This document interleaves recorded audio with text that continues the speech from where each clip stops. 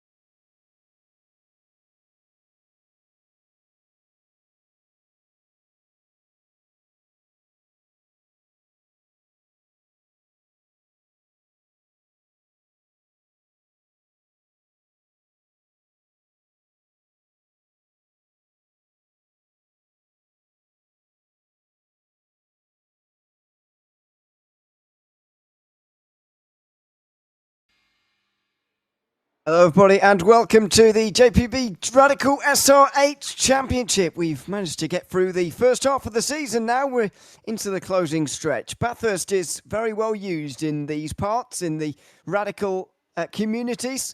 It is seemingly always on the calendar. Well, it's on this one too. We'll be going racing for a couple of races here tonight. Of course, we've got the 10-minute opener, followed by 45 minutes of a full reverse grid, or top 10 reverse grid, race a little bit later on. So a lot to look forward to over the course of tonight with myself, Ewan and James Parfitt alongside me as well. These are the scores on the doors as we go through week 6. This with 1 week taken away, 1 drop week factored in.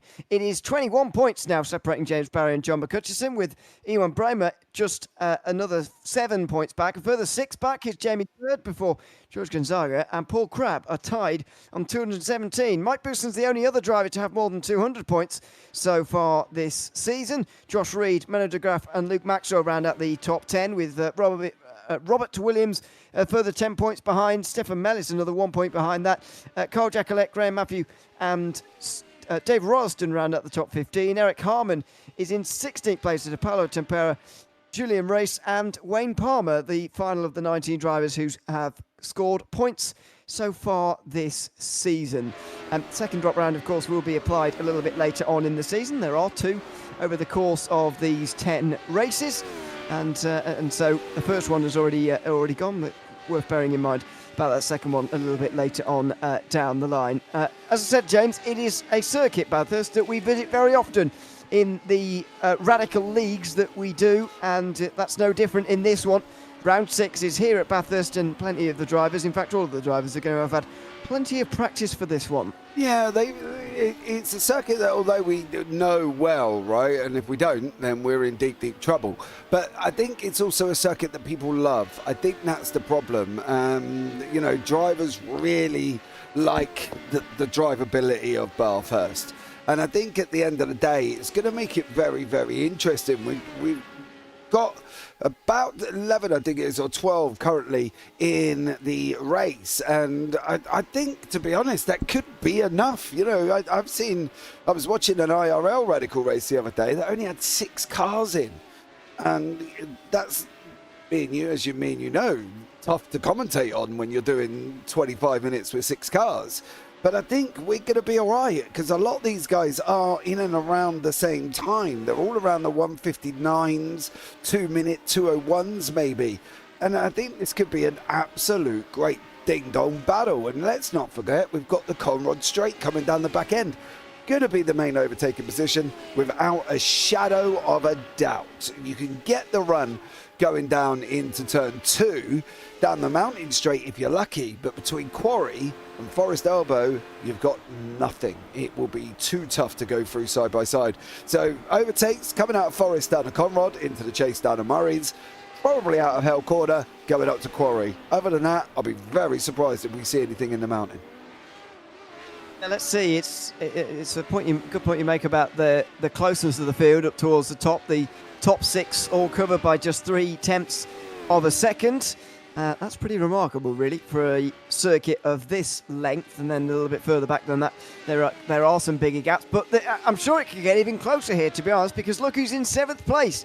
Championship leader James Barry not getting off to a brilliant start in this session. He's still got nearly 10 minutes to go, of course, but there he is. He does need an improvement, otherwise that will be a difficult mid-pack start for him. Yeah, it definitely will be. And to be honest, he's done really well. And there's certain tracks that he's looked unstoppable at, but there are certain tracks that he struggled. And I'm just wondering if Bathurst could be one of them. But we say that, but we are quite early on in Quali, right? And at the end of the day, let's face it, anything can happen. And before we know it, he's got to put himself on pole position. It's true, isn't it? Let's be real about it. You know, I think realistically, he will do a great job, and he'll end up moving his way up through the field, and then before we know it, he's sitting on pole all of a sudden for practice. So I'm not going to count him out, to be blatantly honest. Yeah. No, fair enough. I do like his livery as well, by the way. The purple and yellow mix is and black, of course. It's a bit of a strange mix, but I don't mind it. Harmon goes to the top of the standings then on this next time round. I mentioned that the top 6 are covered by 3/10 first time round, but that's extended out now because of some fast times, although Harmon and Maxwell are very close as things stand. Can James Barry get towards those two at all here with this lap time? As he makes his way out of the final corner now, down in 9th place after the laps have come through. He will jump up to 3rd place, and that's a bit more like it from the series leader, although he's not quite on pole just yet. John McCutcheon going quicker in the 2nd sector of the lap. He's purple there, but has not gone quicker in the 1st sector. We're still, of course, in the first half of this qualifying session, so still plenty of time for McCutcheon and others to get their eye in here and get up a bit further towards the front. Yeah, I think that's the thing. They've got time, and I think we're probably underestimating how much time they actually have got to be able to get around this circuit. And they can get quite a few laps in, so I think at the end of the day, they're going to have more than enough time. And I think, to be blatantly honest, I think we could be in for a very interesting race, especially, you can see the gap. Not a lot between the drivers. No. McCutcheon, unfortunately, in the other sectors now has not gone quite as quickly. A personal best down Conrod Straight, which is basically what makes up the 5th sector there. Not much more than that. Forest Elbow and the Conrod Straight, and then this final sector as well. For McCutcheon, Paul Crabb is making a few more personal improvements. He'll be 3rd in line. He's 7th at the moment in this session, but still less than a second away from pole as over the line goes McCutcheon. He does improve on his own personal best to go to 3rd. What about Crabb? He goes up to 5th place. Good personal improvement for him. Booston going pretty quickly as well as he makes his way over the line from 8th place. He won't improve. Neither does Harmon, who goes actually a couple of seconds slower than personal best, but stays on pole for the moment. Just over 6 minutes to go. I reckon because this first race as well is only 10 minutes long, and it's only going to be 6 laps long realistically, qualifying could actually be quite important because, as you say, from turn 2 right the way around to Forest Elbow, there's very limited chance to actually make any overtakes. And so realistically, that's not many chances at all when you consider the relatively short length of this race. Yep, and that's the thing. The first 10 minutes is going to be manic. You're going to get 5 laps in maybe at the most, depending on what happens at the front of the field. And I think that's where it's going to make it so interesting. I love a good sprint race, and I think this is going to be one of them where we're going to sit back and just be like, oh my God. It will come down to the final lap.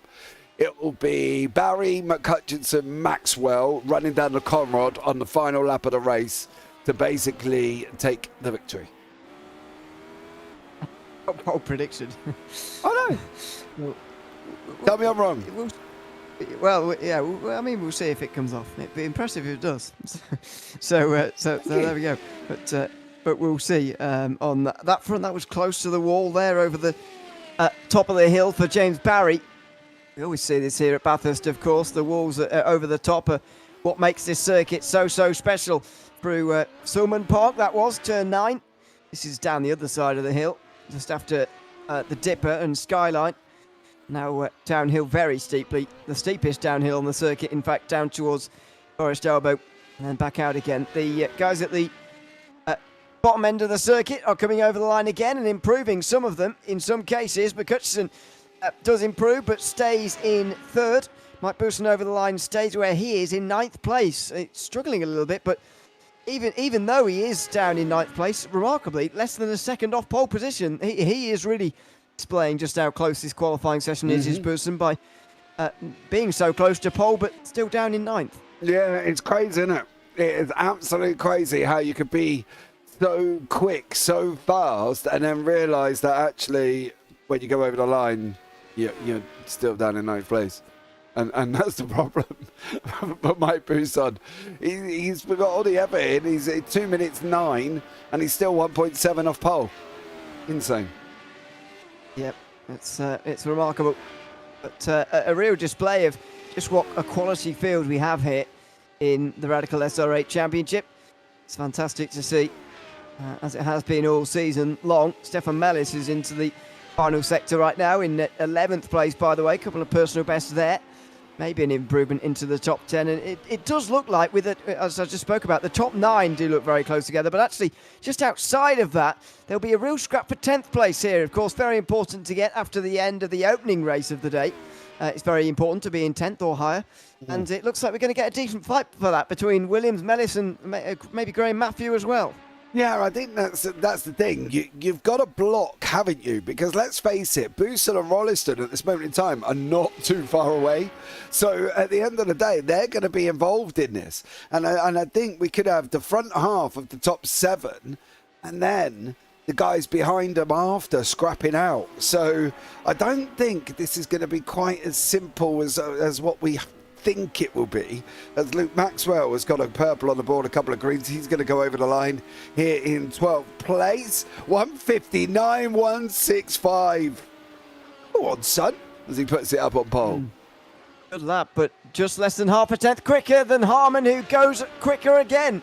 We're not quite into the 158s yet, but you wouldn't put it past these guys achieving it now on the final lap. It's not going to be achieved, I'm afraid, in the background there from, I think that's Bousson, who's just pulled off to the side of the road and decided enough is enough for the day. Or was it Bramer, maybe? Ewan Bramer in the background, who's decided enough is enough for today. And Harmon runs towards the inside. No, carries on just for the moment, but we are not out of the realms of possibility at all for a 58 here. James Barry moves up to the top 5 with a 59.3. McCutcheon going purple in the second sector as well. There's still some time to find in these final laps. Yeah, there is. Still time, and I think the Scotsman might do it. I'm just putting it out there now. Just as an idea. I reckon he might. Well, yeah, 3 attempts he needs to find here. We'll see if he can get it. He's not going any quicker on the mountain, I'm afraid. It's through the second sector where he was quick, very close to the wall there at Forest Elbow. He makes his way out now onto Conrod Straight. Not a lot he can do from here, of course, in terms of, at least until he gets to the chase anyway, in terms of improving his lap time. You're not underestimating John McCutcheon, are you? It's been a downfall of mine in the past.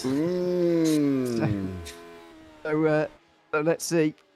It's a green and personal best sector, penultimate one there, through out of Forest Elbow and onto Conrod Straight.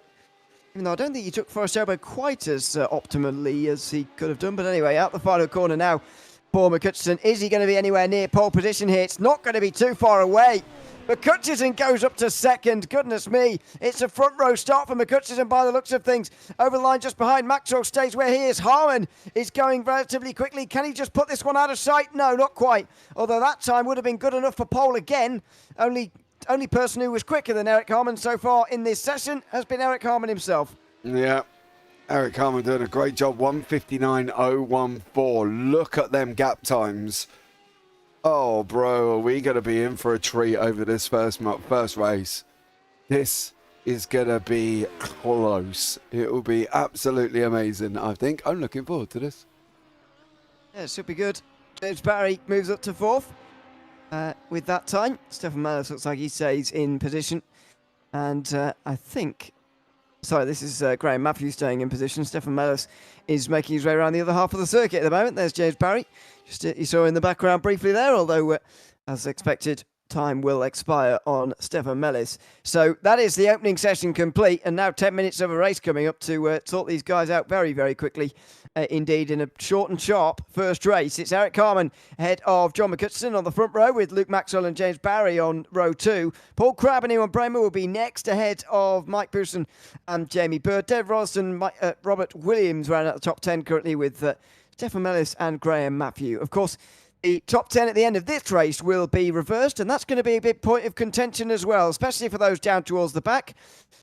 But to be honest, the top 10 are very similar on speed, so it's going to be about track position in that second race, and the overtakes could be hard to come by for those who finish up towards the front in this opener. Yeah, absolutely. There's going to be some work to do. I think, but I really think David Rollison, Williams, Mellis and Matthews are going to have an absolute ding-dong. I've got to be honest. I'm really looking forward to that. And I think the front end, as I said, McCutcheon, Maxwell, Barry. I'm probably underestimating Harmon here, which is probably not going to do me any favours. Let's see. It's so difficult to call this kind of race, and with this kind of field as well. So difficult to call. So let's just see it play out in front of our eyes. It's round 6 of the Radical SR8 Championship here from the mountain. First race underway, and it's a good start from McCutcheon on the outside line. Not great from Harmon, who's also closed in on by Maxwell, who just breathes off the throttle on the way towards turn 1, because the two leaders are going to go side by side. They sort it out through the opening corner of the lap, and Harmon leads them onto mountain straight for the first time, followed by McCutcheon and Maxwell. Then James Barry in 4th place. He's trying to fight off Ewan Bremer and Paul Crabb, who's going side by side with him, up in towards turn 2. They go. Bremer on the inside takes the position and holds on to 5th. Yeah, absolutely. Harmon in that first part was very, very slow. And the initial getaway for Eric Harmon, he struggled to get away. John McCutcheon was quicker in the first part, but Harmon got him in the second part. And then, obviously, quicker than McCutcheon. So Harmon's going to lead the way. But as expected, look further back. Mellis, Matthews, Williams, Rolliston, all there as well. And are they going to make it through the mountain for the first time? Well, they've made it up to the top of the mountain. What about the way down? In towards the dipper they go. Harmon a little bit wide of the apex there. He just has to slow up for the dipper. And McCutcheon will gain a little bit, but he's struggling to stay with him right now. Eric Harmon has been fantastic over the top of the mountain. He's not been able to break the slipstream quite, but he has put some distance between himself and John McCutcheon in second. He has at the moment, but Maxwell has got him in the mix there. Luke Maxwell tucked in right behind him at the moment as well. Now this is where we're going to see how strong this draft's going to be. 3 tenths, 2 tenths, 2.8, 2.7, 2.6, 2.5. Oh, he's got to be closer. Got to be closer to John McCutcheon there to make a difference on the Conrod. So we can safely say now it's about probably 1.5 tenths, maybe 2 at the most, that they've got to be together to basically make that draft work. Because at this moment in time, these guys are absolutely flying. Harmon, McCutcheon, Maxwell. Then the pack behind, as we said, David Rollison, Rob Williams, Mellis and Matthew, all behind them as well. So as expected, 2 little pockets. I think the just less than 3 tenths of a second, you might be okay at Forest Elwood, but ideally you want to be closer. And Paul Crabb is close right now on the way towards turn 2 on the back of Ewan Bremer, but there's a little bit of hesitancy, I think, especially in the mid-pack, to actually make something happen. You know that if you're in Paul Crabb's situation here in his position, if you try and attack Bremer, you will let the front 4 race away from you. Yep. You've got to be sensible. You've nailed it. You've hit it on the head. You've got to be sensible. Don't try anything silly. Stay with them through here. If you're losing time, get quicker. That is the only way I can tell you, because as soon as you lose them coming out of Conrad, the draft's gone. Out of Forest Elbow, sorry, the draft will be gone, and then you're just racing to try and stay in front of the person behind. But at the moment, Crabb's hanging on, and he's hanging on here as well, really well. So Paul Crabb doing a great job. Can he? No, he's not Oh, Bramer went on the defensive a little bit into Forest Elbow there, and I'm not entirely sure he really needed to. Well, this is a real chance now for Crab. Although Bramer's got Slipstream ahead of him, and this could be a problem for anybody really who's not in second place. It could be difficult to draft onto someone because they've got help from ahead. And in Bramer's case, it's a quadruple draft with 4 ahead of him. So Crab really needs to do something on the brakes if he wants to get through here. And no, he's not close enough, not able to. And this is going to become very, very tricky indeed for the likes of Crab here. To make our way up towards the line for the end of the second lap here, by the way. I'm still convinced we're going to have 6 laps, but obviously we've lost a little bit of time because the start of the race is a little bit slower. There you go, 1:59 from Harmon, gaining that bit of time, but will it be 5 laps or 6? I don't really know. I think Harmon will be hoping for as little laps as possible here because he needs to hang on from McCutcheon, who he's going to find very difficult to shake with the slipstream on Mountain Straight and Conrod Straight. Yeah, it's going to be all about Harmon trying to escape. The problem with Harmon trying to escape is the fact that there's wonderful walls around him going up through the mountain. So he's got to make sure. We cannot tell you how imperative it is. Look at the gap from 1st to 8th. It's only 2.9 seconds. Then we've got gaps coming in behind. And we've got Graham Matthews and Stefan Mellis back here having a right little ding-dong between themselves. Williams has escaped, but he's not escaping enough to try and get onto Rolliston. So Rolliston is now 3.5 seconds back from Jamie Bird, but he's 1.7 in front of Williams. So Williams has got to get quicker. But look again, the front 9 or front 8, no it is 9, yeah 8, sorry. Jamie Bird at the back has also caught on. Buson's also caught on. So they're all coming into play as we head down the Conrod. And I think it's going to be a little bit of a draft train. And maybe Maxwell McHutchinson possibly could make a difference here. And maybe Paul Crabb with Yvonne Bramer. Looks like McCutcheon is going to be under pressure from Maxwell here. But again, the slipstream that McCutcheon's getting from Harmon is helping him along on the way towards the chase. And he does not go anywhere here, Maxwell, unless he wants to do it on the brakes. Same for Crab, who can't do it either. So we're just seeing a bit of a drafting train at the moment, which is not always what you get at Bathurst, actually. And we see a little bit more overtaking than this as Crab has a look on the way into the final corner. And now he'll go for it. Oh, it's a late one. And it wasn't a convincing one. And Bramer pulled straight in front of him and had the right to, of course, holding on to 5th place. Now Crab will be under pressure from Buson, who's just in behind him after that tentative look up the inside at the final turn. Yeah, he's got to be more committed. He's got to be more committed. That was kind of a half look, wasn't it? It was like a, oh, I don't know if I should. Can I scare him enough? The problem is, by scaring him enough, he's brought Buson into play. You're not going to run around the outside. No, you're not. Well done, son. But he's... For Paul Crabb, that he can't do that again. He cannot do that again. It's got to be all or it's got to be nothing. You can't half it because now he's lost a bit of time to Bramer in front, and all he's done is bring Buson right up behind him. And it's allowed that, well, not this directly, but the front 3 have gotten away as well, not as a result of all this, but as a byproduct, I suppose, of the 4th lap of the race. The fact that it's getting a little bit deeper into the race now, getting towards the end. Final couple of laps, very possibly. And look at that, Harmon, McCutcheon and Maxwell so close to one another over the top of Skyline. They were trailing one another very closely indeed. But down the other side of the hill, Harmon does seem strong and gets away from McCutcheon. Takes a little bit of a bad line into Forest Elbow. Wasn't the best exit. Now, is McCutcheon close enough to take advantage? I don't think so. And with the slipstream advantage he's getting, Maxwell's going to find it difficult to overtake him as well. No, it's going to be coming over the other hill. He'll be coming over the hill, dropping down the other side. Watch. Here he goes. Here he goes. He's going to pick up speed now. He's got to look. He's got to look. Oh, the problem is McHutchinson was picking up speed. What about Bird? They are as they are.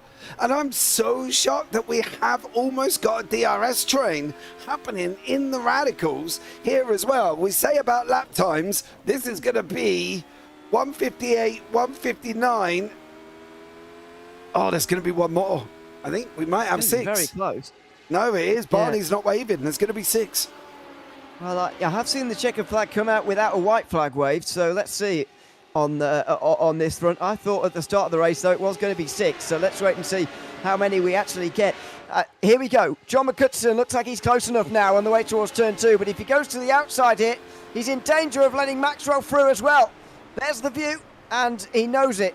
McCutcheon pulls straight back into line. He knew there was no chance there. He has another look here on the way towards the corner, and no, he's not going to be able to get through. And now Barry and Bramer both catch up and join the group, so it gets even more difficult as we go back here. I did see a position flip here down towards the back, but what went on? Bird overtaking Booston, was that going wide? Yeah, Booston ran wide, and Bird went through and just took the position away. They're so close. That's the problem. They're so close. One mistake, you could be down 1, 2, 3, 4, 5 places. I mean, it's making me wonder what's going to happen in the second race when these 10 are reversed, because there's 8 of them who are clearly on very similar speed right now. But first of all, what happens when you put 2 slower ones in front of each other? And what can Harmon do? And McCutcheon and Maxwell, the fastest drivers in this race so far, what can they do to overcome the drivers that will now be ahead of them next time round? It's going to be very interesting. It definitely has. You can see the fastest lap at the moment to Luke Maxwell. There's not a lot they can do, Ewan. They've just got to... Oh, look at Eric Harmon. He's utilising every part. This could be a checkered flag. And I'm the same as you. I've seen it before where they don't have a white, and next thing you know, the time runs out. So for Eric Harmon, he can park it on the apex. Let's see. Is this the last chance for McCutcheon as they make their way into the final corner? It is... well, the time's run out, but they've crossed the line and they haven't been shown the checkered flag. So there you go. There will be one more. The white flag now waves, and lap 6 of the race begins. Harmon with a lot of pressure on the back of him. By the way, in the background, Booston and Bird were going side by side again there. Mike Booston's back into 7th position as of the chase. 1 lap ago, but here we go. In the lead of the race, Harmon versus McCutcheon. Just a tenth separates them, and again, McCutcheon can't do anything. Is he going to throw everything at Eric Harmon here on this final lap, or is he going to accept second place in this opening race? They must have crossed that line half a second. It was literally on the cusp. It was so close. It must have been literally half a second that they actually made that over the line there. This is Conrad straight. I might have got the 3 wrong, but I got 2 out of 3. And as Meatloaf said, that ain't bad. Meatloaf. Right. Do you not remember Meatloaf? 2 out of 3 ain't bad?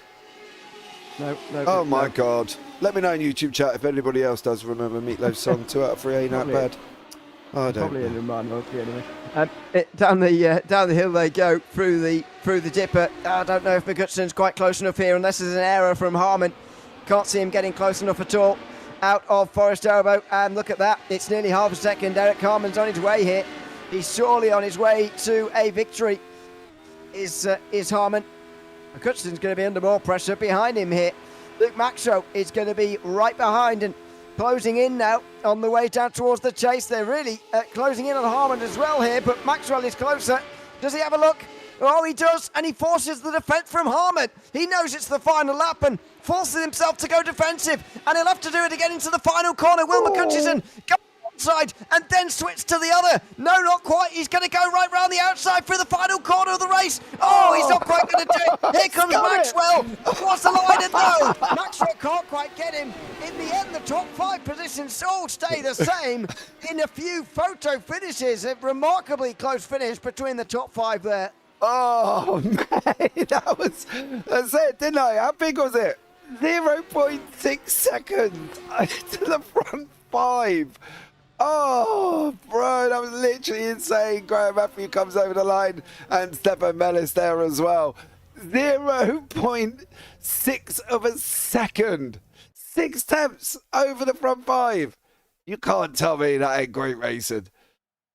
So absolutely. It was great from start to finish. No crashes either, just good racing between the top 8 especially. Eric Harmon wins by quarter of a second in the end, ahead of John McCutcheon, who held on by a tenth of a second. The real close one was for 4th and 5th. James Barry held on from Ewan Bremer by 39 thousandths of a second. Paul Crabb, Jamie Bird and Mike Booston were involved in that group as well for large parts. Dave Roston and Robert Williams will share the front row in this next race, with Graham Matthew and Stefan Mellis the top 12. Yeah, that was fantastic racing, as you'd expect here at Bathurst. But I say that, I didn't expect quite that race that we saw here at Bathurst. I mean, I know there's plenty of drafting opportunity on this circuit, but actually, it's it doesn't often see a draft train quite like that. No, the problem is when we've got drivers that are so close together as we have, it does make it hard to pull away, because obviously they're going to get the draft down the corner. They all stay together up through here, up through the mountain, but when it comes down the other side out of Forest Elbow, they're still all together. So poor old Eric Harmon, who's not really getting a draft, he's trying to run away. Everybody is so close that they're just pulling each other along. And unfortunately, that was kind of what we had. But it still led to great racing and 6 steps between the top 5. And I don't care who you are, there's no way that, that isn't great racing when they finish that close together. Well, I'll bring up something again that I mentioned during the race there, now that we're sort of previewing race 2 a little bit more. I mean, those 8 seemingly at times couldn't overtake each other. There were a couple of overtakes, especially in the second half of the group, but at times it looked like they couldn't overtake each other. Does that mean for this next race that, first of all, they're going to trip over the front row sitters who are really going to be in for an experience in the next 45 minutes, but especially the next 10 minutes, but then later on maybe fall away? Will we see those who finished on the podium in that previous race that we've just watched, will we see them stuck at the back of this of a big train here in race 2, unable to overtake as well? Because I'm wondering whether that was, they were all stuck where they were because that's basically where they ended up in qualifying, and so that's roughly how the field was in terms of speed, and the slipstream was helping them stay together, or whether that was just the slipstream and the circuit not providing the opportunities to overtake one another here, and we're going to see those who were at the front last time stuck at the back this time round. Yeah, but the problem is I think David Rolliston and Rob Williams could be the game changer.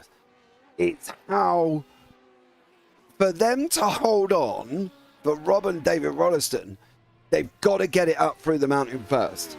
Because otherwise, once they start, the others are so aggressive on their moves, so aggressive on their overtakes. They'll do it cleanly.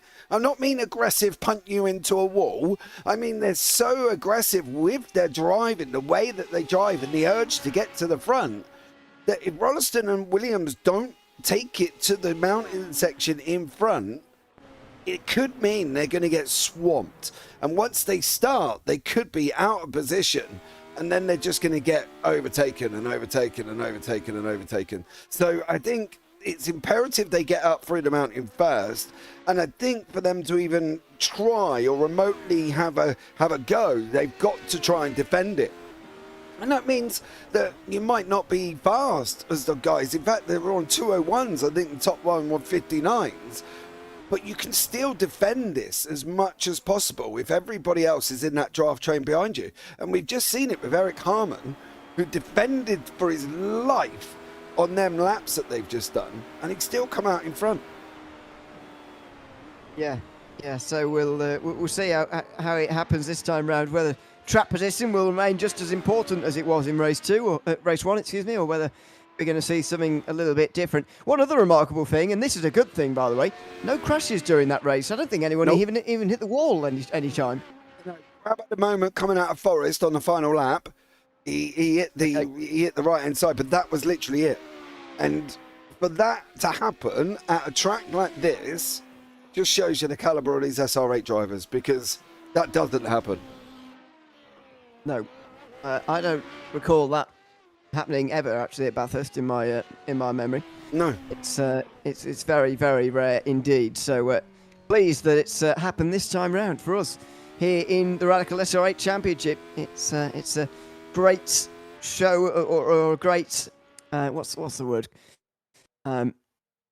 Great compliment to these drivers, if you like, for that to have happened. Let's see over the course of 45 minutes, though, whether we're going to see that all over again as we get ready for race 2 with Robert Williams and Dave Rolston on the front row together. Mike Bousson will be in third place alongside Jamie Bird, with Paul Crabb and Ewan Bramer on row 3. James Barry and Luke Maxwell will be next, followed by John McCutcheon and Eric Harmon, who will renew their battle And then it's Graham Matthew and Stefan Mellis, the only drivers not to be included in the reverse grid. There they are, all getting on to the start line.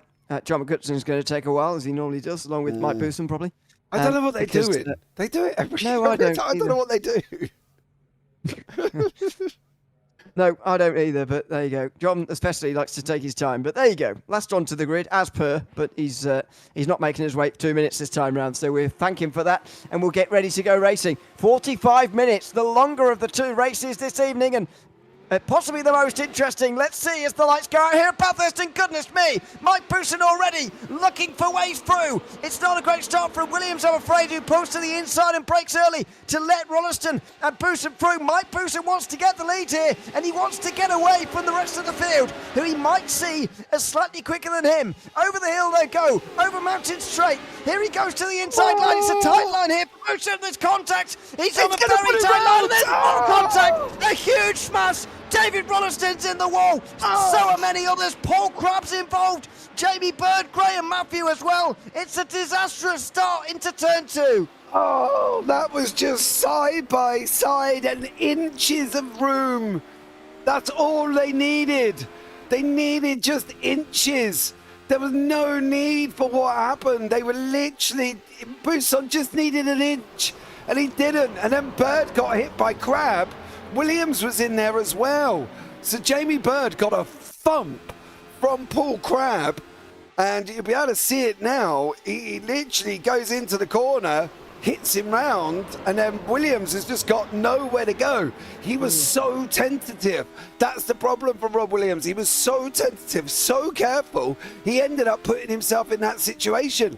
If he just drove the start away and put the effort in to escape and defend, he might have been in a better position, but he got caught up, and that's the problem. And now he's had another incident as well. And I've got a funny feeling this might have something to do with Graham Matthew here, because just as we come off him, he was almost looking like he was going up the side. He's just cut the tyres now.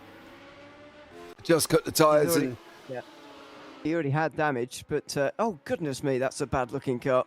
Looks like a what do you call it? A spec racer Ford? Is that what it's called? Yeah. Yeah. No rear wing, no front end, no nothing. Barely got a car at all. JB Bird there. Good job. He's got a fast repair, isn't it? Oh my God! If he gets it back, I'll be impressed. He's got suspension bent all kinds of ways here. Yeah. Every which way but Sunday for JB Bird, I think, on that one. He's not going to know which way's up after this. This is mental. Quite an ordeal to get this one back, but it looks like he will do eventually, and that'll be a run round at the back for him, I'm afraid.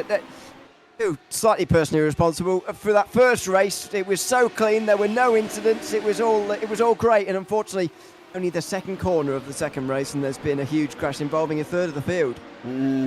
Yeah, Williams in the pits, Crabb's in there. Bird did get it back. Fair play to Mr. Bird. And David Rolliston got it back as well. I am wondering whether Mr. Rolliston has just forgotten to tick his fast repair, though, because he's been in the pits for over 2 minutes. Unless, of course, he's being... Well, no, it won't be towed. He would have got towed first, so possibly. We'll see what happens. But, yeah, Williams is out again after his stop. Bird still fighting to get the car stopped in the pits. But at the moment, Booson, Bramer, Maxwell, McCutcheon, Barry and Harmon all having a nice little go at each other here. Yeah, I think somebody did tow back to pit lane. I think it was Rosden as well, so that's why I think it's taking so long for him, I'm afraid, because he's only made it a couple of corners before having to tow, unfortunately. So what has happened here then is the top 6 have now got away, and it includes the top 3 from the opening race. In fact, it includes 6 of the 8 we saw in the opening race in one long line. But is it going to be a very similar race to what we saw in race number 1, where everybody stuck behind the leader, who was Eric Harmon? This time it is Mike Booson. We've not really had the chance to see these guys overtake anybody really in normal racing. They've just sort of popped out in the lead as they were in the opening race, despite the reverse grid. Yeah, that's the thing. Yeah, they're back to where probably their rightful place, right? And that's no disrespect to Rolliston or Williams there. Rolliston has managed to get out. The question is, did he get out in front? He has. Now, what's he going to do? Is he going to take this up through the mountain and try and stay in front. He is at the moment, why he's got these 6 cars coming at him. So everybody's back on the race circuit, which is great. Rollo's a lap down at the moment, just gone through your picture. And believe it or not, after all of them incidents, Crab, Williams and Bird are still on the lead lap and they've pitted. So the question will be, can they get to the end or do they need to pit again? If they can get to the end, they might not be in an horrendous position by the time they come over the line. Let's see. Bremer, by the way, at the first corner. This lap around lost a position to Maxwell by running wide at Hell Corner, running over the curb and through the grass. So Maxwell gets through, and he's looking pretty good now. Maybe Maxwell can go on and take a race win from here. This is looking very strong for Luke Maxwell indeed. Through the downhill run they go into Forest Elbow. Oh, that's a lock-up from Bremer as he tries to avoid Maxwell. Avoid hitting him straight through the rear. This will be pretty awkward for the both of them. Down the hill they go and onto Comrade straight they go, and Boussin begins to weave now. It wasn't a pressure from Bremer into the chase last lap around, and I noticed a bit more pressure than Harmon was really feeling during the first race, and I just wonder whether Boussin is going to be under a bit more fire than we saw in the opening race. And here we go. Maxwell goes to the inside, he locks up. Oh, he goes wide, and Boussin has to go. No, he's on the power too early and he's spun. He's gone too wide. He's been pushed wide by Maxwell, and I'm afraid he's on the power too early as well. Bremer, though, takes the lead down in towards the final corner as Maxwell was just slowed up by that really deep braking zone he took into the chase. And there's another change in lead. Ewan Bremer is now back to the lead. Yeah, I'm wondering for Luke. I need to go back just a little bit. Let's see if we can get this. So this is where it all is. Yeah. Maxwell breaks a bit late, but it's okay. Then Boussin gets a little bit of a slide. Then there's contact with McCutcheon. And David Rollo, in his efforts to stay out in front, has unfortunately done this. Oh, he's going to put it in. Oh, no, he moves out the way. Oh, very nice. Okay. Well, that's very nice of him. Oh, he moves out of the way properly. Moves himself off the circuit entirely. So there we go. Maybe he's still got a little bit of residual damage there that he'd rather not deal with. That maybe spells the end of his day, but not entirely sure. Over the top of the mountain they go. Bremer now leading ahead of Maxwell, Barry, McCutcheon and Harmon. I think Maxwell's very fast in a straight line, though, based on what we saw on Conrad Straight last time round. And there might be another chance here into the chase this lap as well. Well, the interesting thing as well, they're all on fixed. Nobody can do anything wing adjustment. Yeah, it's about the exit, though, isn't it? Yeah. He's got to, for Maxwell, he's got to get it just rolled and... Oh, I was just seeing how he got on there. Didn't quite get the exit he needed, I don't think.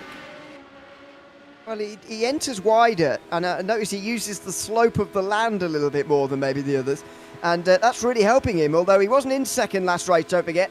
Once he's in second, though, he's finding this very effective. To the inside, he goes for the chase now. Bremer decides to stay to the left-hand side for the braking zone here. He's got to brake late. There's contact. Oh, Maxwell this time was better on the brakes. He didn't lock up and go steaming into the corner like he did one lap ago. Instead, it was much more considered. And Bremer now is under pressure for second position. That's Barry and McCutcheon who go side by side in the background. McCutcheon round the outside is going to find that difficult. I thought his run was going to be good, actually, but I'm afraid it wasn't. Here goes Harmon. He's looking for the avenue to go through here in towards turn number one. Can't quite do it. They're both slow each other up now, and they're in danger of letting the front two get away. Here goes Eric Harmon just in behind. Can he go anywhere? Can he make it free wide? It would be brave of the American to do something like this if he wants to, but no, he's not going to in towards turn two. Barry's going to go to the outside, and he will lose out. McCutcheon will be up to third, and Harmon will follow him through. Yeah, he got almost scared into that, the James Barry, and he lost 2 places. He should have just kept his foot in, broke a little bit earlier, try and run it around the outside, and he did neither. And unfortunately, Eric Harmon turned around and went through as well. Rob Williams, after his incident earlier on, has just done something else. And his back end's coming around. There you go. That's been an awkward place to get back going again from. Yeah, he's quite lucky. He kept it off the wall, so fair play to him. But yeah, he's had a bit of a rough start to race number 2 to Mr. Williams. Certainly has. That's back to 10th place now for him. as out the final corner. Oh, sorry, not the final corner, but the final corner of the mountain anyway for through Forest Elbow for the leaders. Maxwell ahead of Bremer, who's not been completely disposed of by Luke Maxwell at all here. He's very much still there, but there's one noticeable thing that's changed. It's the two of them now out front from everybody else, because there's that 1 second gap back to John McCutcheon in third for now. Oh, I'll tell you what, Bremer's looking handy. He is looking quick. I think, don't get me wrong, Maxwell's looking quick as well, but Bremer is looking very mighty. The problem is, as you say, they start fighting, the next three are coming. So we could have McCutcheon, Harmon and Barry still involved with Maxwell and Bremer. Maxwell has had a rotten start to the season. Absolutely rotten. And I think for him to come out and have a good race is absolutely amazing. And I'd be interested to see if he can keep that momentum on, because, yeah, his first rounds aren't good. Well, let's see if this can really reignite the season. Still 4 rounds to go after this one, don't forget. We'll be in Brands Hatch in 1 week's time. Then Imola, not Kill, back to the UK for the penultimate round, and then Northside for the traditional Gnarly, where there'll just be one race, of course, because the circuit is astronomically long. So we will have our finale there through one race as we get there in the middle of November. But before then, still plenty of racing still here to come from Bathurst. Maxwell closed in on by Bremer over the top this time round. Maxwell really got away last time, but this time he's been closed in on by Bremer, although it run down the hill maybe where Bremer's a little bit weaker. And the exit as well is not quite as good. Maxwell enters a little bit wider. He uses the slope of the land, as I talked about earlier on, and he gets a better run. And Bremer's not able to get anywhere near as close as Maxwell was to him earlier on in the race. Yeah, unfortunately for him. Oh, Stefan Mellis. You were doing so well. What happened? Looks like this car's damaged already to me. But anyway, this is down the hill at Forest Elbow. Spins around and... Top 10 engine. Oh, maybe he shifted into first gear or something on the way down towards Forest Elbow. He must have done. Watch these, just goes up to third, then fourth, then down. Too early on the first. Down. Yeah. Too early on the shift into first. And he knows He it only as goes well. first at all. That was the problem. Yeah, he just went down too much. Matthew's got boosts on in his sight here. Go on, Graham, have some of him while you're there. As he goes and catches up to Mike, and he's only 4 tenths back at the moment. Barry is just on the back of this pack. Bremer is half a second. I'm going to say start dropping back, but I think dropping back to half a second is not a big deal for him. But we've still got this front 5 relatively close together, and then Bousson and Matthews are still quite close as well. Yeah, it is still a front 5, that's for sure, but it does look like McCutcheon's quicker than Bremer, and as soon as McCutcheon starts to apply this amount of pressure to Bremer, you get the feeling Bremer will be mirror driving a little bit, and that gap will extend now to the lead of Luke Maxwell, which is now at 6 tenths of a second over the mountain this time round. You know what is fascinating? When I drive these cars, I can't go as quick as they can into that section. If anywhere on this racetrack I lose my time, it is all through that mountain bit. You've got to have some brave lungs on you just to send it straight through and not worry about it. But as you said, if McCutcheon and Bremer get into it, Maxwell's going to be gone. He'll be on his bike, and it will leave them for dust at the moment, and they've got to work or try to work together. He's in danger of getting away already here. That's what I was talking about mirror driving earlier on. McCutcheon's got to be wary of that, and his presence here. He's got to be wary of his own stature in the mirror of Bremer here in the battle for second place, because as soon as he gets closer, Bremer will be looking behind him. It's another day, of course, where Bremer needs to be gaining points on James Barry at the start of the day, not that far behind. As far as that is concerned, overall, without any drop weeks applied, 30 points behind for Bremer, and at the moment gained a couple more, or is gaining a couple more in this race, so that's worth bearing in mind as well. But James Barry's having another relatively consistent race and just hanging off the back of this group in 5th position. Yeah, I think that's James Barry's just got to... There are, as we said, there's just some racetracks that you don't like.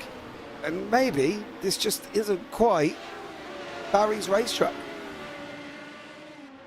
Yeah, there are definitely circuits that even the best drivers don't like or whatever, but I have a feeling he lost a couple of points at Spa, didn't he? He had a bad I've seen round him at win there Spa before as well, in conjunction of points. He had a bad round. He got 52 in Spa. Yeah, so, yeah, maybe, but you can't afford to have too many bad rounds, otherwise there'll be plenty of drivers circling him. I mean, with drop weeks applied, John McCutcheon gets suddenly a lot closer. Don't forget there is a second drop week to be applied when we finish Imola in 2 weeks' time. We'll be there, so make sure you join us for that, and then it'll be the real run-in for the final 2 rounds of this championship, which, of course, James Barry will be hoping to very much be a part of as we make our way down Conrod Straight again. Single file again here. After the madness of the opening 10 minutes or so, we've settled in a bit here to the second race. Yeah, I think that's the thing. They've kind of settled down a little bit now and, producing some, what do we call it, consistent racing. Don't forget, 45 minutes is still a long time. I don't care who you are. If you've driven for that period of time, it's tough. It can be quite tough. When they get to Nords, they've got just a 60-minute sprint.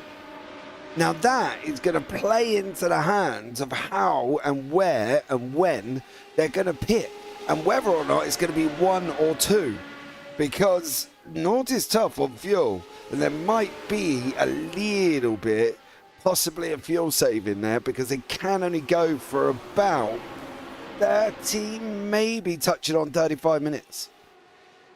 And don't forget as well, there's very limited lap numbers that you can actually pit on at Nords. There's a very limited window anyway because of the length of the lap. So it's worth bearing in mind and thinking about when we get into that race. But there are a few more laps available to pit on round here. We're a couple of laps away only from halfway here as we look at Graham Matthew and what he's done into the final corner.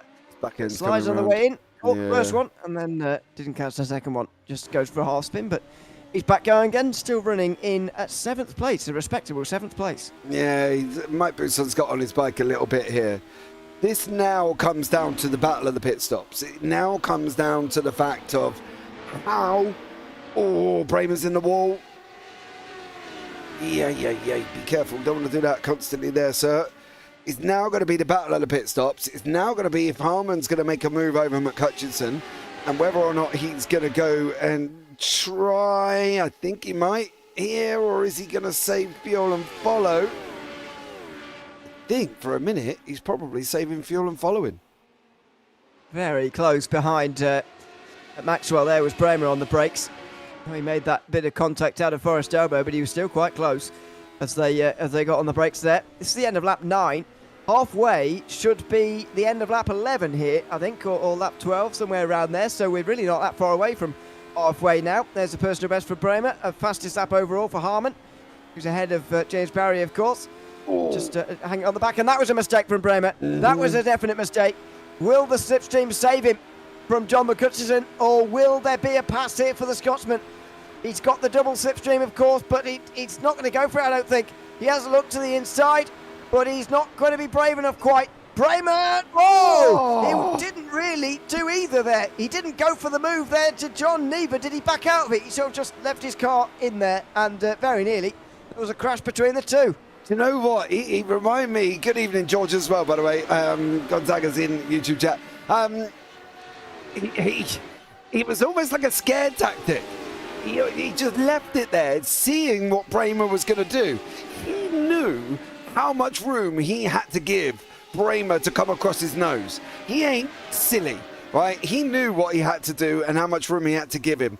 And he gave him just enough for Bramer to cut in. Now, if Bramer had done what Bousson done on lap 1, where Bousson jinked out the way and everybody else come through, McCutcheon was going to take the position. So he knew if he'd left it in there, he was just going to give him enough room. And yes, I did see the puff of smoke. It's close. It's the meeting of lines between Maxwell and Bremer. They've got very different lines on the way towards Forest Elbow, and they meet in the middle if they get too close. And Bremer there very nearly almost T-boned Maxwell because of the different lines they take, but just pulled it up in time as we get to the end of lap 10 here. Now, are we in the window for an early stop here, maybe? I wonder whether it is actually advantageous to run round on your own here, or whether the slipstream is actually making these guys go quicker. That's what normally happens in a slipstreaming train like this one. They're actually quicker as a pack, and so it's not really possible to do an undercut because you'll just be slower out of slipstream. Yeah, exactly, and that's the thing. They're all getting that pull, aren't they? It's almost pack racing at NASCAR because they're all so close together. Nobody is very far away from each other. You can see the gap down at James Barry's 1.5 seconds. They crossed over, the top 5 crossed over half a second closer than that in the last race. So I think for now, it is all about follow my leader, and unfortunately for like the boost of Matthews, Crabb, Williams, Bird, they're all very much now trying just to get points. Some of them might be their drop rounds. That's the thing, obviously, for the next one coming up at the end of 8. Some of them could well be their drop rounds, but you've got to be aware that, you know, you kind of want to get as many points as you can, and there's still quite a lot of points on the board here. McCutcheon had a good run there through Reed Park, and he's very close indeed to Bremer, although just lose a bit of time through Silman Park. Now at McPhillamy, Bremer the one who gets close, but you don't want to be too close over at Skyline. If you make a small bit of contact, there's big consequences down here, and so he just lifts off a little bit and misses the apex, slightly the dipper as well, so falls back a little bit, and he will have to try again some other time. He takes such a tight line into Forest Elbow. I can't help but feel like that doesn't help Bremer on the Conrad Straight, him taking such a tight line. As meanwhile, Eric Harmon doesn't get a very good run at all onto Conrad Straight, and now James Barry's right behind him. Does he go for a move here? Yes, he certainly does. On the way towards the chase, he's not going to stay behind Harmon and try and get them both back into the group. He wants 4th place for himself as they go down in towards the chase, and Bremer wants the lead as well. Barry goes to the outside and gets it. Bremer locks up, so does Maxwell. They both go wide, and here comes McCutcheon. He doesn't know where to go. Will he go for the pit lane maybe? No, not quite. He goes for the defensive move because Barry's on his outside here. Here goes McCutcheon looking for the inside, but Maxwell, goodness me, that was close. Bremer couldn't quite push him out through the final corner, and again into the first turn. He's going to do the same into Hill Corner, although it's round the outside for Maxwell. He will have the inside for 2 if he can stay here, and he certainly does. Bremer's in big danger here of getting freight trained on the outside of turn 2. Yeah, you've got Maxwell on the inside. McCutcheon's coming through. If Barry decides to be brave, he's going to send it up. Bremer could be in 4th here. He really could be in trouble. He's managed to get it back. Maxwell's over wide. Oh, goodness. No. He had the lead on a plate. He had it on a plate, and he's thrown it away. He's given it away, and John McCutcheon now leads the race. Oh, Maxwell had it all. He literally was there, and he could have got away, and he didn't. He ran wide, and unfortunately, that is it now. He's tucked in behind Bremer, tucked in behind McCutcheon, and that was Bremer almost heading down into 4th. There was no way. If Barry was a little bit braver, he probably could have got Bremer down into 4th. He didn't. Then Maxwell made the mistake. Bremer recovered to 2nd. Tough time there for a lot of them drivers. It looked like Bremer was going down to 4th. Maxwell was going to take the lead, and then it just simply flips on its head. What a bizarre in some ways, but entertaining exchange between these 5. All of these positions changing hands in a matter of moments. Barry up to 4th place. McCutcheon up to the lead. Bremer's the only one who stays in the same place. He's still 2nd, would you believe it? And Maxwell is down to 3rd. It's a remarkable race, and we're only just over halfway through it, just over 20 minutes remaining, and here goes Bremer again. That was just about how close he was when he made the move on Maxwell in towards the chase, but doesn't decide to go for it this time. Is that because there's impending pit stops here with over half this race complete? How long are they going to wait? You can see them just faking it and trying to get the others to go in by accident or whatever. Not quite work for the moment. They'll all continue on. This is like chess, isn't it? It's like watching the Grand Masters at a chess final. dueling it out to get each other to make a mistake, to get each other to go into the pits, to get each other to try and get checkmate. And at the moment, none of them are phased. It is like the Iceman. He takes such a wide line into that corner. It all worries me that somebody's going to have a dive up there. But it's the same when he comes up the other end as well, coming out of Forest Elbow. He's got... All three of these have got different lines. Maxwell one's a little bit wide. McHutchison literally hugs the wall, and Bramer comes in kind of the middle of the two. So this could be a thrilling 20 minutes here. And yeah, wow, bring it on. Absolutely. What a fantastic race we've seen so far. Races, plural, here at Bathurst so far. This is race 2, of course, as they make their way down the hill. It is McHutchison leading from Bramer, Maxwell, Barry, Harmon. Do excuse us for ignoring the other 7 on the field, but I can't even count. How many's even left? It's the other 6, I should say, in the field. But this is the most exciting part of the race, that's for sure.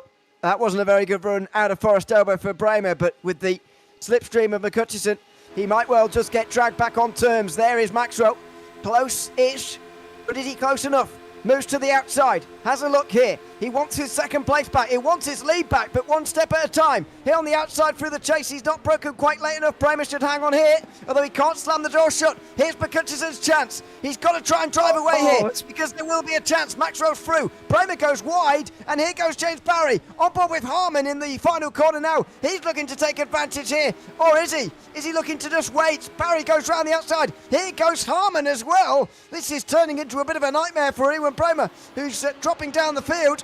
And round the outside goes Harmon. He should have 4th place now as well. Who's Barry going to give the toe to? Who's he going to give the draft to? Which one of them does he like the most? Whose autograph costs the most on eBay? Because, he moves over. He kind of gives it a bit to Bramer. Harmon almost had it for the first half. Now they're going side by side. Harmon does get through. Bramer, 2nd to 5th. And it only took 4 corners, and that's all because he got absolutely out of position on the con rod and just got steamed straight through. And you get the feeling as well, because these guys are so well matched and the slipstream is so powerful as well, if they get back into the slipstream, you still believe that all 5 of these drivers have a chance to win this race, although Harmon is now a 2nd behind James Barry in 3rd. Yeah, and I don't think I need to worry. I don't think we need to worry. Harmon has got some pace on him. He didn't win the first one and take pole for no reason. You know what I mean? Let's put it in perspective for him. So he is quick. It depends on how quick he's going to be. You're thinking that none of these are... Oh, look at Harmon, how wide he is. None of these are really going to benefit from the draft, apart from Ewan Bramer, because he is tucked in behind. Maxwell, however, saying as I say that, has just caught up to Hutchinson. He's flying, Maxwell, and he wants the lead back. It was stolen away from him a couple of laps ago, and he's got it back. McHutchison doesn't put too much of an argument up about that one, and lets him through. What a fantastic race we've seen. And the remarkable thing about it as well, considering that there will be pit stops, and here we go with McHutchison. The remarkable thing is that no one has said, all this battling's silly, let's fuel save instead. They've all gone for the slightly stranger decision of going for overtakes, as Harmon doesn't know where to start the pit limiter, I don't think. He slowed down way too much. Yeah, he got that all wrong.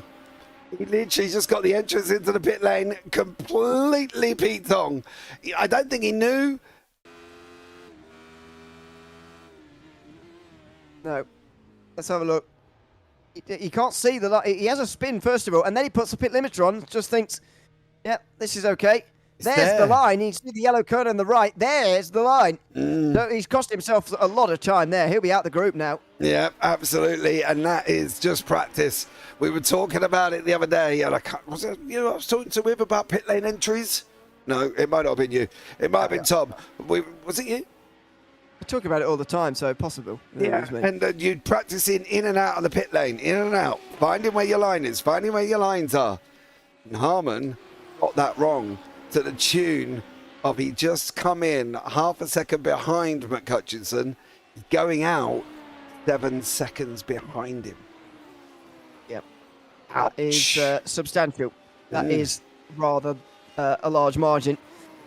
So it's not going to be Harmon's day. He's going to be 5th, I would imagine, after these pit stop cycles, unless there is another surprise up ahead for the front 3. But the big question now is going to be, is Luke Maxwell going to be ahead of John McCutcheon or not? It feels like it's going to be between those two to lead the race on the exit of this pit stop cycle. Yeah, it depends on what Luke now does. Can he go any longer, or can he cover him off? If he can cover him off, go one more lap, and really put the hammer down, which he is, then he might be able to gain some time here. But this is Quali. This is 158.52s that he's doing. He's got to do that continuously. He's got to open it up and get away. That was quick. It was quick. To be honest, if I was him, I would still be in pit lane. I think there's risks that are being taken here by going a little bit longer, but some of those would be alleviated if he came into pit lane. Even if he were to come up behind McCutcheon, he'd know that at least that he'd be in the slipstream of him, and there's no danger of McCutcheon being able to get away. Now, of course, Maxwell's maybe taking on the slightly more logical thought of, well, I've got less fuel on board, I'll be lighter, and so I'll be quicker. And there's no way of us knowing really who is quicker at this stage, because John McCutcheon has just set an outlap, of course, which really tells us nothing. However, it is a risk, a calculated risk from Maxwell at the moment. And James Barry's staying with it here, by the way. He's not had a flashy race as Barry, but he could be on his way to a very decent day as far as points are concerned. Yeah, my concern is, I can't really see on that camera angle, but is Barry's front left damaged, or is it just the way the paint makes that look? I think some of these paints have made things look especially strange today. I don't know if it was just me, but I think he's okay. Oh, Maxwell, huge slide. That could cost him. It really could. Barry's going to have a real run here, and if he doesn't take the lead, I'll be surprised. Down the hill, Maxwell has been priding himself on that exit all day long, and he's been getting it right most times as well, but that wasn't an example of it. He got it all wrong, and he's going to hold on to the lead, but only just. Oh, I'll tell you what, he's a lucky boy. Yeah. He is a lucky boy on that one. That could have been costly. Has he got any more in him? Nope, in. I'd be straight in after that, yep. Barry's in. Barry's round. Bramer's round again as well.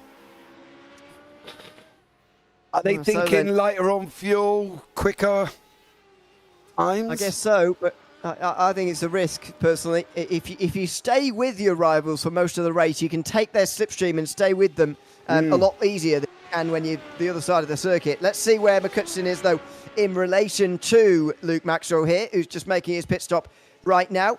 Just trying to look on the track map right now. It's in the final corner for McCutcheon. So how close is it going to be? This is for the effective lead of the race here, by the way.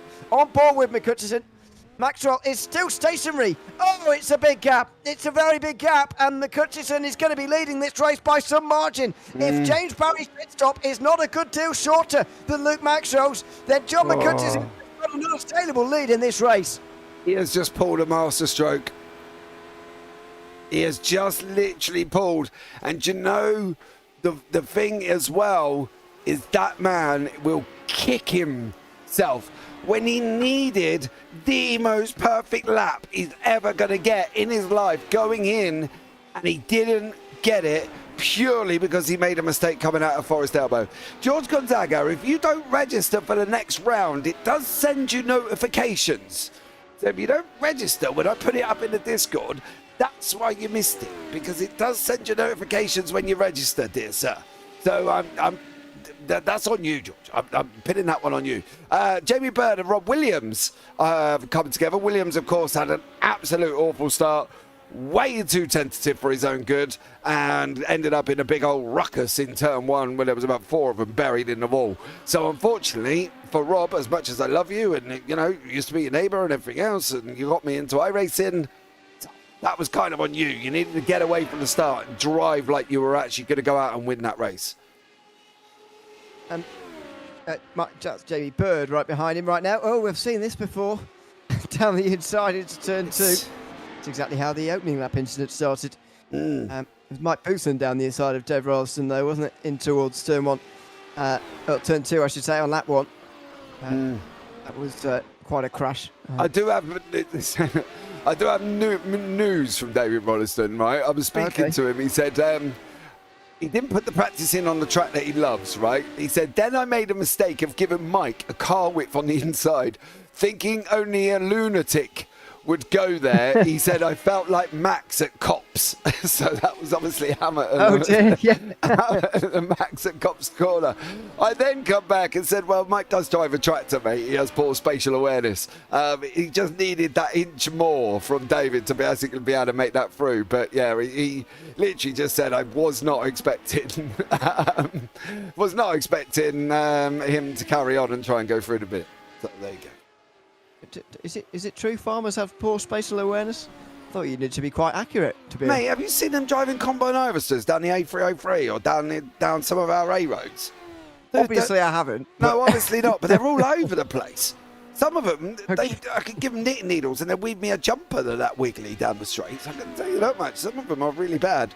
But then they do love sitting out in traffic as well. So the general rule of thumb is if 10 cars are behind the tractor waiting, the tractor or combine harvester or whatever you want to put on there, it's supposed to pull over. 9 out of 10 times, they don't. And then you end up with about 30 cars behind you all waiting as well.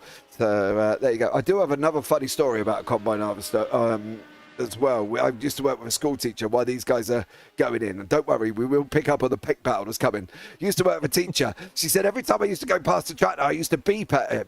I said, did you? She said, yeah. And then he would kind of not really wave back at me. I said, do you know why?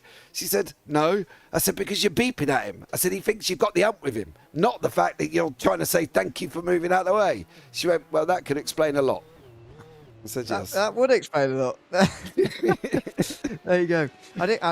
Anyway, we'll park the combine harvester for a moment. Well, while we see the rejoin of James Barry here. If he's anywhere near John McCutcheon, then he's going to be in the money here. But I don't think he's quite going to be. It's going to be close. Out over the line goes McCutcheon. This is going to be closer actually. Barry out the pit lane, and there he is. There's McCutcheon. So it's Maxwell who's had the long stop, I'm afraid. He's lost 2 seconds, and it's McCutcheon and Barry who are going to fight this win out. Oh, Barry's going to get him there. Hey, do you know what happened to Ewan Bramer going into the pit lane? He made a boo-boo. I'm going to let these get into the mountain and pass the next turn because sometimes it can happen overtakes. Then once they start going up to the mountain, I'll show you what's happened to Ewan Bramer coming towards the pit lane. Another man that needed an inside line. And unfortunately, is what happened to him on his in-lap. And that is why he's been clean all the way through, hasn't he? He's not made him one single mistake. Out, over the curb, powered it up, and unfortunately off for Ewan Bramer. So now poor old Bramer down in 5th place, trying to stay ahead of Paul Crabb, while Barry and McCutcheon continue to fight it out. And I love George Gonzaga's comment, don't miss next week's episodes of Life of a Farmer. Yeah, it's coming. Yeah, why not? Absolutely. Every time they're commentating on Mike Booston, there's always a tractor farmer joke, basically. Reference. Yeah, or joke or something. So there you go. Tune in on Thursday, I presume. It'll be next time he's on the channel. So look for him then. Anyway, 7 minutes to go. We should have 4 laps to go as well at the end of this one, and it's McCutcheon versus Barry for the win, especially eventually. Maybe here towards the chase, and no chance this time round. But just how hard will they fight? Will they stay single file to keep Maxwell at bay? It's not looking like it. Here goes Barry, championship leader, looking for the race lead, and McCutcheon goes round the outside, holds on for the moment. But look at Maxwell. He'll be involved very shortly. I have never, ever, in all the time I've been commentating on James Barry, I have never not seen him try and work together. I have seen him. He is just I want the place, I want the position, I'm going to go and get it. And he does it. He don't care what's going on and around him. He is a racing driver, and he wants to lead. He don't care about Luke Maxwell. He wants to lead. He will battle Hutch. He doesn't sit there and think, well, if we work together, we can get away. No. James just wants to take the win, and at any opportunity he's got, he's going to have a go. So I expect this to be a 3-car fight within the next couple of laps, if not the end of this lap, because Barry will make it that way, purely because he wants to lead. Yeah, well, let's see. It's maybe ill-advised at this stage, but that's what's happened, and Maxwell is now back with these guys. I was about to start talking about whether Maxwell will have any regrets about not coming in either with McCutcheon or the lap afterwards, but actually it looks like his pit stop time was just longer, and so it wouldn't have mattered anyway. But even so, it's 3 for the lead again now. I think Harmon's too far away to really get near to these guys now. There is still a long, long way to go until the end of this race because of the battling we're about to see. However, not long enough for Harmon to get involved. It will be these 3. Here goes Barry, right in the slipstream on Comrade Straight, looking for a move on John McCutcheon down in towards the chase. And he's, oh goodness, just alongside in time. Late on the brakes round the outside. Not quite far enough, though, I'm afraid, and he has to stay behind him. McCutcheon stays ahead. Barry follows, and then it's Maxwell in 3rd position, just waiting and watching behind. You know what? I can guarantee what that Scotsman's thinking. He is sitting in that car wishing James Barry does not do what he did. He knew he had to get away. He knew he was going to escape, and he could escape because they had gaps on Maxwell. And this fighting, even Gonzaga, his teammate in YouTube, sat too soon, Barry. It was too soon, and he shouldn't have done it within this period of time. But that is just James Barry all over. He will fight and fight and fight and fight until he's got nothing left on him. And McCutcheon is sitting there praying that Barry hadn't done that, because if he hadn't done it, they could have escaped a little bit more away from Maxwell. But good thing for us, Mr. O'Leary, we got a 3-car fight, and we've only got a couple of laps to go. Absolutely. 3, including the one we're on at the moment. I'd like to point out as well, I got my 3 wide with 3 people. Remember? Maxwell, Barry, and McCutcheon. I didn't say what race. Well, you're edging your bets a bit there with 2 races to pick from. But anyway, we'll let it go. Over the line, or over at Skyline, they go over the rise, I should say, downhill through the dipper, then towards Forest Elbow. Maxwell's going to have a very good run and a double slipstream down here, I would expect. There's his wider entrance, and maybe not quite as wide now that he can't brake as late as he wants with 2 drivers directly ahead of him. Down the hill they'll go. McCutcheon just weaves around. First brings it to the right, then to driver's left.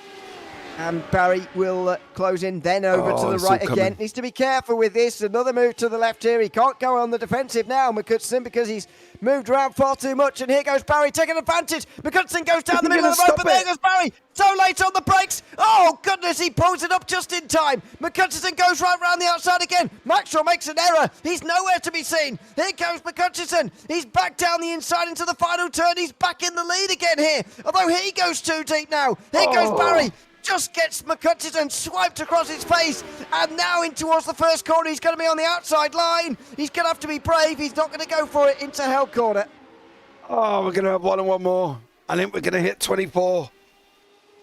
Yep. But this is going to be a ding-dong. Maxwell's now going for it as well, down Mountain Straight. Coming under the bridge. Is he going to be able to make it around the outside? Coming into the right-hander. Barry! Oh! He's got it. He's going to get that aggressive moment out of him. And he gave Maxwell a little bit of a hip check without actually making contact. And just made Maxwell a little bit frightened here of what is going on.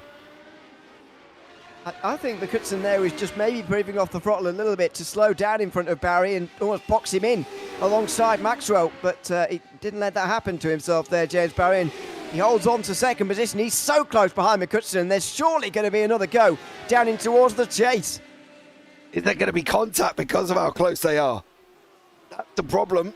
Oh, Hutch, be careful, careful. Through they go, all 3. Maxwell's in this as well. He's not out of it.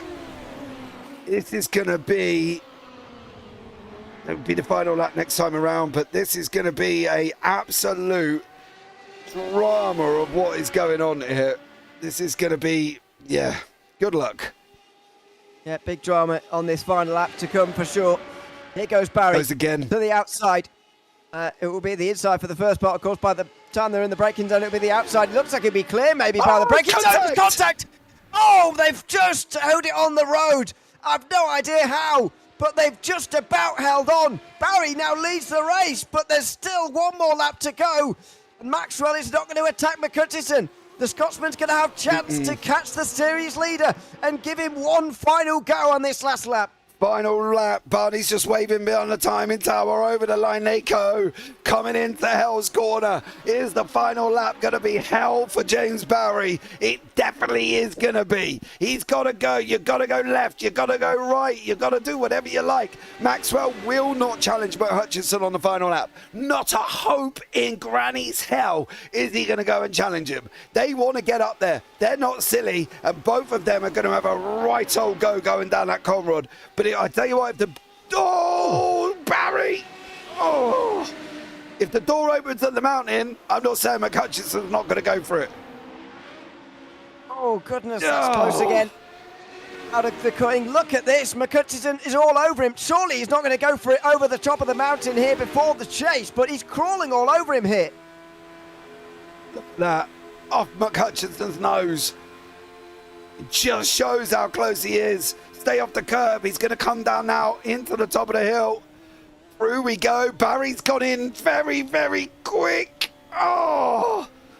He managed to hold it. He knows he's got to get out of Forest Elbow. This final run is going to be imperative. He's got to scrape the car. He's got to get it out. Oh, he's made a mistake. Oh, he's wide.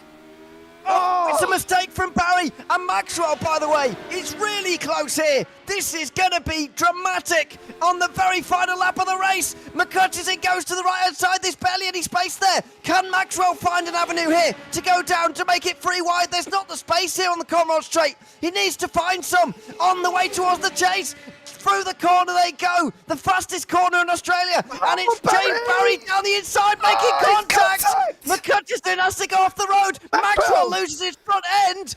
McHutchison's back on again. Can Maxwell get down the inside? He will. McHutchison through the grass in the chase. He's still going to get it. Round the outside. John McHutchison wins the race ahead of Luke Maxwell and James Barry in a dramatic final lap. Luke lifted. He knew McHutchison had a slowdown. Oh my God, Luke Maxwell. He lifted on him. He knew McHutchison had that slowdown. Contact put him round. Barry goes round. There goes the nose. And now, if we have a listen. Well, he's... Watch. I don't know if he's lifting off down here. It's just McHutchison going around the outside of him and taking the place. Oh dear. I don't know. That was... Do you know how many times they changed position from lap 20? You have got 2, 4, 6, 8, 10, 12 times between the two of them since lap 20. And that was only 4 laps ago, by the way. Lap 20. He didn't take... I don't think Maxwell took that last corner like as full on as he could. Well, he might have regrets about it, but I don't know if he was lifting off by any means there to let McHutchison win or anything. It's fair to say that they all threw everything at that, especially James Barry, who ended up crashing, of course, and very nearly spinning around on that final lap. But what a great show the three put on for us. It's John McHutchison, though, who wins. It gets a little bit closer in the ever-tightening championship battle as well, by the way, between himself and James Barry. Luke Maxwell in between them in that race at the end. Eric Harmon's slow pit entry gets him 4th place. Ewan Bramer's spin on his in-lap gets him 5th. Paul Crabb's involvement in the opening lap crash with the likes of Mike Booson. They finished 6th and 7th ahead of Jamie Bird, the first driver over a minute back. Graham Matthew just held on from Robert Williams. Stefan Mellis finished 1 lap down, and David Ralston 22 down after retiring after that opening lap incident. Meadow DeGraff in YouTube chat saying he's almost happy that he missed this race because watching's more fun. I don't disagree, to be honest. That was a great race. That was absolutely epic. And although there was 6 other cars in there, and I'm sorry to everybody else, Ewan Bramer and Eric Harmon are going to be kicking themselves that they missed that end of the race, because can you imagine the 5 of them coming into the final corner like race 1 like we had? It was unbelievable. And that is just what an epiphany of when you've got good drivers on the race circuit, and we see this tomorrow night for the UK sim racers. They could have 12 drivers, 13 drivers, 10 drivers, and you get amazing races. We had 12 here, and we had epic racing over these last two races. Amazing. Yep, absolutely amazing. Let's chat to Luke Maxwell first of all from that battle towards the end. Welcome in, Luke. Good to have you with us again, and tell us about that final lap, and tell us about the final few laps of that race. It was a race you were behind in after the pit stops, after losing a little bit of time, but you eventually got involved with a great leading battle. Yeah, I had to be cautious on pit stops given the showing so far in the other pit stops. I've had auto fuel on that's filled me up, and then trying to drive around with 80 litres is no fun. So yeah, I did overfuel slightly just to make sure I got to the end without any problems, and obviously that cost me I think about a second.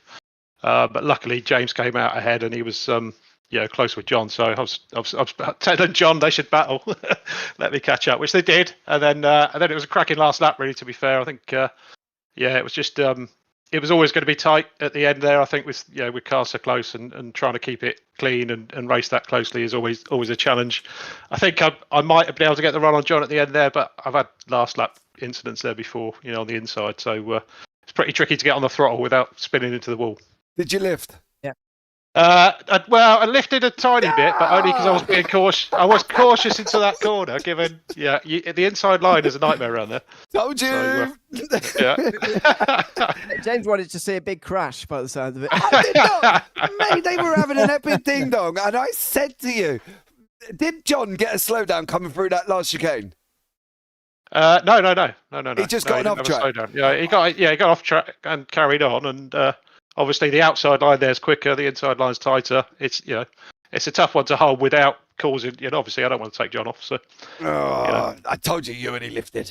I would. Mate, I've had such a run of bad results lately. No, mate, I praised you. I'm just happy to keep it on track. I praised you all the way through that race, dude, of how well you have done after the beginning of this season. So props to you. I passed my bad luck on to a friend of mine whilst we were away last weekend and said, "You've got it all now. Yeah, good luck." And and here we are. It's been a good week. Yeah, exactly. Yeah, good couple of results for you here tonight. Did you expect Bathurst to race like this? Because obviously we've done plenty of races at Bathurst in Radicals before, SR8, SR10, whatever, and it's never quite been the slipstream fest as it was today. Was that expected for you? This kind of, yeah. I think the slipstream in the SR8 is very different to the SR10. The SR10, you get a massive slipstream and you get loads of overspeed and job's done. It's easy. In the SR8, you seem to get a good tow from about. I mean, I noticed it in qualifying because I was about 1.8 behind John and I was picking up a tow, so I eased off the next lap. So I didn't get a tow in quali, but. You seem to get a good tow from a distance, but the nearer you get, it just seems to block out, and you lose that overspeed. It's quite hard to do it. Unless you get a really good exit. I noticed James was getting a really good exit down into Conrod, so he was definitely early on the power. I was being quite cautious through there, trying to make sure I got a good exit, not hit the wall. So, but yeah, it's tough, and it does seem that you've got a bit of draft, but the nearer you get, the harder it gets. Yeah, which is good. You want that because it encourages close racing. Oh, exactly. Yep, absolutely. Is there anyone you'd like to give a shout out to before I let you go? No. Just well done, guys. Just keep up good work. I can't think of anyone this week. Sorry. That's quite all right. Congratulations on a podium, especially in that great race 2 battle here tonight, Luke. And thanks for chatting to us as well. Cheers, guys. All the best. Thanks very much, Luke Maxwell there at second place in the second race. The reason I brought him in first because John McCutcheon wasn't ready yet. Presumably he's still running around his room and celebrating, but here he is now. John, welcome in. Good to have you with us. And congratulations on holding on for a race 2 victory there. That was quite a spectacular finish. How was it from your side? Good racing. Enjoyed it. Really, really close racing all the way around. So a lot of fun. Was it a bit frustrating, though, at times? It seemed a little bit difficult to overtake. As Luke was saying there, in the SR10, in the modern-day radical races, you might be able to get a little bit more slipstream and maybe a bit too easy of an overtake. But actually, it was hard work here tonight at times. Was it enjoyable but a little bit frustrating at times? Well, in race 1, I couldn't, not once did I get a chance to pass Eric. I caught up, but just stalled. And then in race 2, everybody had come up behind me and they had the chance to overtake. I think that JP James has added weight onto my car. try and slow me down, or add a line or Hey, something. never touched it. He's cut the power. Can't. It's Because if I do it to frustrating. you, I've got to do it to everybody else. No, it's good because it makes for close racing without it being, silly, easy to overtake. You've got to get the overtake done, opposed to just sailing by in the straights. Yeah, it was good to watch. That's for sure. Any other tracks you're looking forward to? I suppose Not Kill is one you're looking forward to in a few weeks' time. That's literally on this calendar for you, I suspect. Not Kill's just 40 minutes up the road for me, so a local track. Northlifer. I always love the Northlifer. That's my favourite. So Yeah, I'm but really you're doing involved 60 minutes, John. Oh, geez, put the FFP down then. We'll look forward to it in a few weeks' time, of course. Northlife back on the calendar again. Is there anyone you'd like to give a shout out to before we let you go? No, I can't think of anyone. You ask me that every week. It catches me by surprise. I should know by now. Oh, I know, shouldn't yeah. Just I? pick anyone. Simon picks baked beans or Oreo biscuits at some point. Okay, I'll give a shout out to you guys then. Oh, that'll do. Oh, mate, you wait till you watch this back. This was like two people on a high amount of, I don't know, whatever we were in the booth tonight. It was very exciting. Yeah, that would be the one. It was. It looked good racing, so it should be a good broadcast. Well, I hope so. Thanks very much for coming to chat to us again, though, John, and congratulations on race 2 victory tonight. Thanks, Ewan. Cheers, pal. Thanks very much, John McCutcheon, the winner of race 2, ahead of James Barry as well, of course, who finished third in that one. Welcome in, James. Good to have you with us. A good couple of races, actually, you were involved in. The battles throughout. Tell us about that last lap, though, or the last few laps of that battle between yourself, John, and eventually Luke as well. First, I just want to say it puts a smile on my face to hear your voice. It's been a long time, but I've missed your commentary, so it's nice to hear. Oh, right. I hope you've been well. You don't even say that to me. Oh, come on, I hear enough of your voice, James. Oh, rude. I'm out. No, I'm gone now. I said bye. Yeah. All right, let's talk about the race. Anyway. No, so I was a bit desperate to win that because once I got into the lead, I just wanted to capitalize on it, and so I really sent it into that last corner there. John, he kept it as tight as he always does. He never leaves any more room than he has to, but I probably wasn't making that corner without washing out wide and hitting him in any case. So it's probably my bad for kind of giving up the second place to Luke, I guess you could say. But super fun racing, really loved driving the car here, and yeah, it was really fun. With you and John both up there, it means that the points difference and some of your other rivals as well, like Brahma, who had a pretty decent day. The differences will be pretty negligible, but noticeable as well by the end of the day. How are you feeling about the rest of the season now, with still Brandsatch Imola, not killing the Nordschleife to go until the season's out, and yourself clinging on to the championship lead, of course? Yeah, I'd probably need to up my game a little bit because I think John's just going to keep getting big scores, and I think it's me and him for the championship as far as I can tell. So yeah, I'm going to need to kind of get some big scores at some point like I did in the earlier races, and if I don't, then he's going to take advantage because he's obviously mega in this car and a really hard racer as well, really tough to beat in any case. So yeah, just going to have to give it my all and do as good as I can. Absolutely. Is there anyone you'd like to give a shout out to before we let you go? Yeah, to shout out everyone who turned up today. I mean, it was probably the smallest grid that we've had, but really, really close racing at the front, really fun at this track, really intense. So just a lot of fun, and thanks to you guys as always. Oh, sorry, was that me included in that, James? Yes, I wouldn't want you to hear my voice too much. Everyone involved in any aspect of the broadcast. Very funny.